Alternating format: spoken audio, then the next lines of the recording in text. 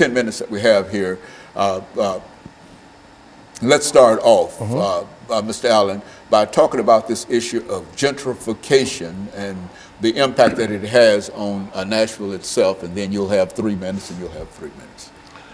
Well, being a Nashvilleian, I've watched Nashville change. All this land has been entrusted, so they have no place to go now but to the areas of poverty. And that's through North Nashville and into East Nashville.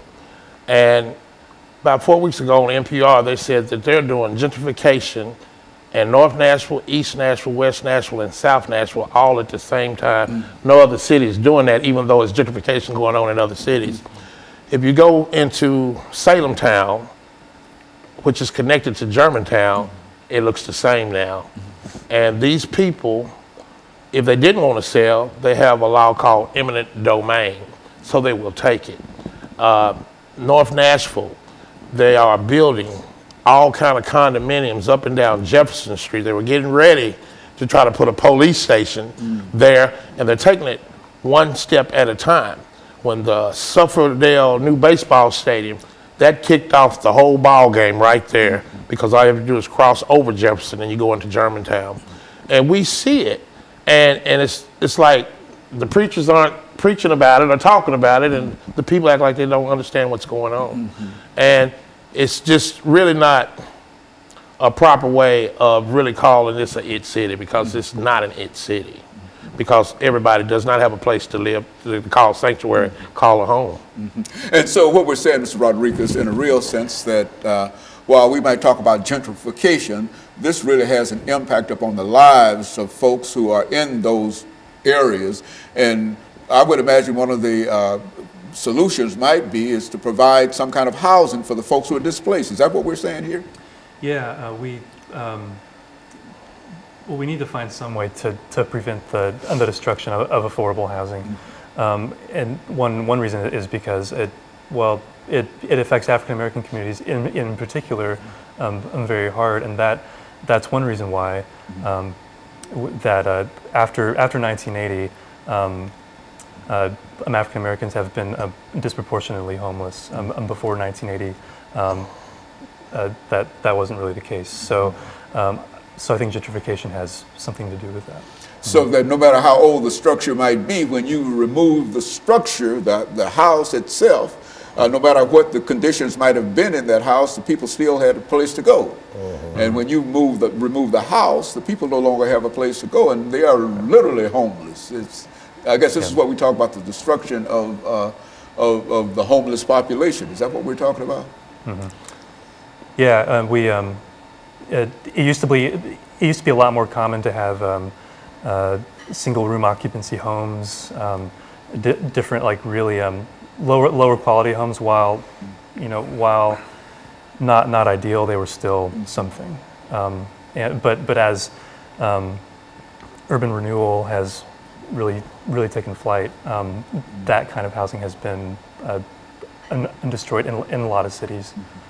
Well, Mr. Lester, in view of the fact that everywhere you look, you see some kind of skyscraper going up in Nashville, which is to say that we have the ingenuity to build as many of these things as we possibly can and as fast as we possibly can. Cannot there be some kind of agreement that we can develop at least 1 or 2 of these large structures, homeless kind of structures that will allow for some of the individuals who are made absolutely homeless to have a place to lay their heads at night? Well, you point to the building of these buildings. A large part of this is tax finance. They give tax breaks to large developers, over $300 million during the period of Carl Dean, to build these places that, the theory, I suppose, is that the prosperity will trickle down. Unfortunately, it really has not trickled down. Poverty has increased dramatically in Nashville. It's, as I said, 1 in 5 now, including 35,000 children. And yes, there should be money available to build affordable housing. Now, we're not so interested in seeing it concentrate. I work with NOAA's Affordable Housing Task Force as well as a voice.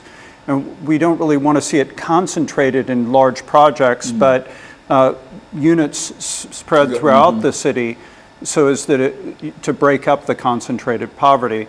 but also money can be provided to rehabilitate housing that is falling apart or that people are in danger of losing. The problem is the mayor has conceived of it as a relatively small problem. She's pledged $10 million this year and potentially more without a permanent source of funding. That's the amount we gave to the zoo in the past couple of years. The zoo has a capital campaign of $160 million, largely for an African savanna exhibit.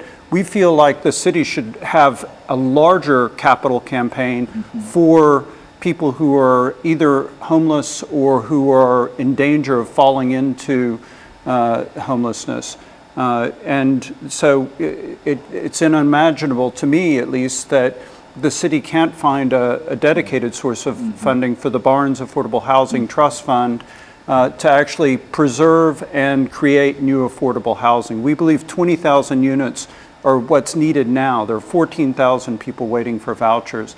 And these are people, families, people with children, people that are citizens, taxpayers who've lived here for a long time that desperately need some assistance.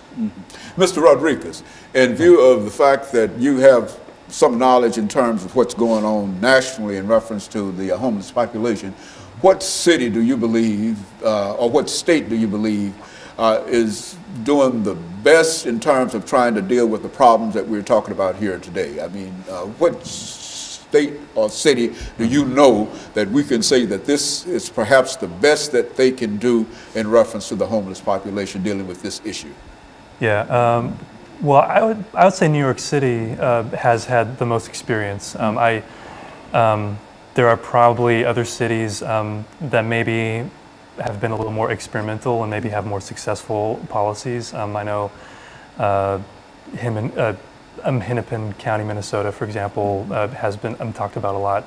But New York City has been at this for a long time. So that's typically where researchers and policymakers tend to go if they want ideas for policy. Well, now, Mr. Lester, do you think that the kind of money that we spend on other issues outside of the homeless population, do you think that some of that money might be directed toward dealing with smaller units, not necessarily congregating everybody in one building, but dealing with smaller units over a widespread area? Yes, I think that would be definitely the preferred solution. The mayor's targeted some really good things towards providing more money for schools and the like, but I don't think she recognizes the severity of the problem and the need for affordable and workforce housing. Over half the population of Nashville, the workers of Nashville, make less than $29,000 a year. And over half the renters are cost burdened. They can't really afford the housing that they're living in, which puts them in danger all the time of becoming, ending up on the street. That's exactly right. And so in a real sense, we've got a real issue here, but it's an issue that perhaps it can be solved by money. Money might not solve everything, but do you think that we can solve some of these issues by more money? I think so. That's one thing that it's going to take is money to change the policy, and then we forget about the large population that is incarcerated that have mental illness, and they don't need to be locked up, but one day they're going to be free, and they're not going to have a home. And the question that you asked Mr. Rodriguez earlier, if you look at Sacramento and Pasadena and Buffalo, they're doing a great job as far as eradicating homelessness right now. And so you would suggest those might be some issues, some areas that we might look in terms of policymakers and etc. And we're running out of time here, but let me thank the three of you for bringing that excellent information, because I think it gives us all, at least it gives me a better understanding of what's going on, because wherever I go, over in North